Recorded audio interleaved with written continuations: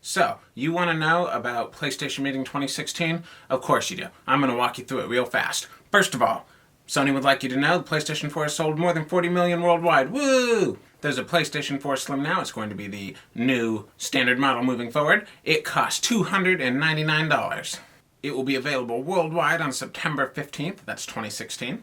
And 4K and HDR are super important. Coincidentally, Sony makes TVs with those features. They'd love if you bought them.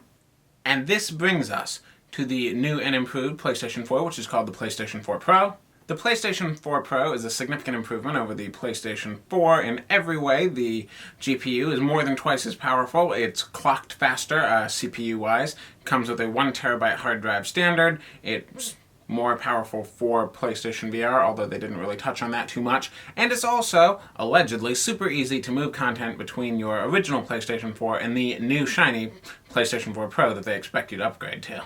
And of course, it supports 4K and HDR, both of which are things that they showed off in a series of gameplay demos of games that have already been released, upgraded, running on the PlayStation 4 Pro. The games that they showed off included Spider-Man, For Honor, Deus Ex: Mankind Divided, Rise of the Tomb Raider, you know, that sort of thing.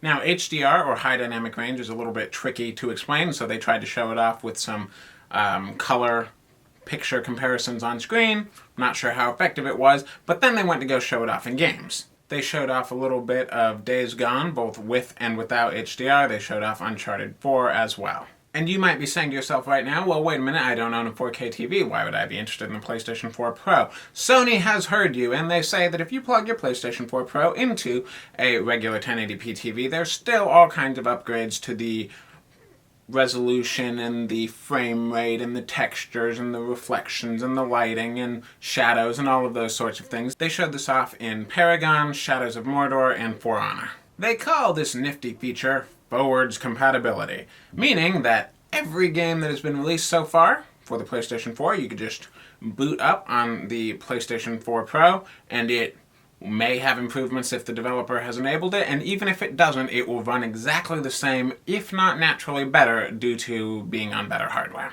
PlayStation VR got a little tiny bit of stage time. They showed off a little bit of Farpoint and said that developers, if they wanted to, could focus on improved textures, maybe higher frame rates. They said it's up to the developer, but didn't say much beyond that. An all-new gameplay trailer of Horizon Zero Dawn was shown off, with the higher resolution and all the fancy effects. It looked very nice, as a demo is supposed to. Call of Duty Infinite Warfare, the Modern Warfare remaster, and apparently Black Ops 3 as well, are all going to be, at the launch of the PlayStation 4 Pro, going to have 4K support, in addition to HDR, improved textures, and who knows what else. But 4K at 60 frames per second is what they're promising.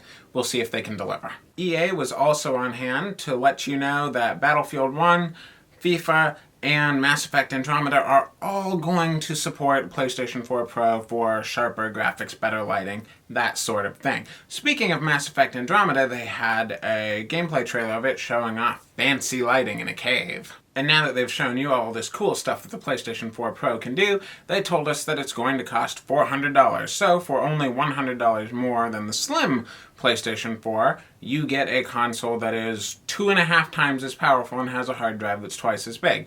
That sounds like a win. They also wanted to stress that Netflix is bringing their full library of 4K and HDR content to the PlayStation 4 Pro, and the YouTube app is also going to support 4K video. Obviously, Sony couldn't bring the improved graphics and frame rate to all PlayStation 4s, but there is something that they can bring to all of them, and that is HDR support. Firmware 4.0, which is supposed to arrive next week, is going to be adding HDR video playback support to all PlayStation 4s, every single one sold since launch. That's actually a pretty significant accomplishment, since Microsoft had to sell an entirely upgraded Xbox in order to add that capability to theirs. Then there was a game reel showing pretty much all the games that they showed off during the meeting itself, and then they showed us what the console itself looks like. Now, the PlayStation 4 Slim, you've already seen. It looks about like you would expect. It's like a regular PlayStation 4, just, you know, smaller, slimmer. The PlayStation 4 Pro, I'm not so sure about. It's got a 3-layer thing going on, but there you go. They debuted it, and with that, it ended. PlayStation meeting 2016, over. Rapid recap, over. If that's all you came for, you can just click out now and that'll be the end of it. For everybody else, though, that didn't leave, some very quick thoughts.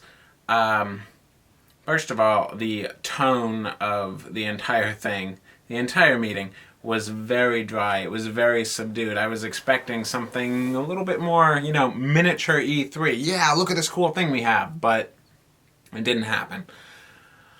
The other thing is they didn't mention anything about the upgraded controller. They didn't spend a lot of time talking about the Slim or showing where the PlayStation 4, the regular one, fits in between the Slim and the Pro, size-wise and all of that. Like, they didn't have a nice comparison of that, which I would have liked. And I'm also a little bit unnerved that they didn't mention anything about 4K Blu-ray support. They mentioned lots about 4K video, but not about Blu-ray support, which seems an odd choice. However, $400 for that level of improvement is pretty significant, because that means that you can get something that's roughly 3 times as powerful as the Xbox One S for $50 more. The 1 terabyte Xbox One S is $350. For $50 more, you can get something that's 3 times as powerful. And that is a performance per dollar bargain that I think is going to be hard to beat, if you can get past the sandwich look. Well, I hope that you have enjoyed this rapid recap of PlayStation Meeting 2016. If you feel like subscribing to Imperial Future, I would greatly appreciate that, and other recaps and gaming videos and all of those sorts of things will be produced in the future. Either way, I hope you have enjoyed it, and we will hopefully see you next time.